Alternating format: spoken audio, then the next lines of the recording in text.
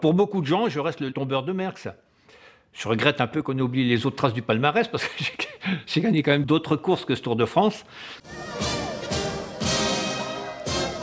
Ça a vraiment marqué les gens. Je me rends compte que quand j'ai gagné le Tour, je ne pensais jamais que 40 ans après, on m'en parlerait encore.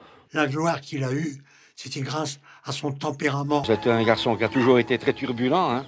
Il était polisson, ton gosse. Hein. À 14 ans, j'ai passé le certificat d'études. Ouais. Et après, j'ai travaillé à la ferme, on ne demandait pas ton avis. Hein. C'est le terreau de la carrière parce que c'est là où j'ai appris à faire du vélo. Pour un gamin de 6 ans, faire 10 km tous les jours, c'est quand même pas anodin. Ça donne déjà un bon petit coup de pédale, je pense. Hein. Depuis 1970, on attendait le grand champion français capable de gagner 2 ou 3 Tours de France. Eddy Merckx va être rattrapé bientôt, peut-être même par Bernard Thévenet qui n'est plus très loin de lui. Il n'y a que le travail qui paye. Bernard Thévenet, lui, ne faiblit pas, il revient très fort. La gloire, elle ne nous appartient pas, finalement, elle appartient aux gens qui nous supportent. Hein. Les gens aiment les champions humains, dans lesquels ils se retrouvent. La montée de l'Isoard dans le Tour 75, les gens s'écartaient juste devant moi. Ils m'encourageaient et moi, en même temps, je sentais que je leur apportais un immense bonheur. Une fierté d'apporter du bonheur à autant de gens d'un seul coup. C'était le meilleur moment de ma carrière, certainement.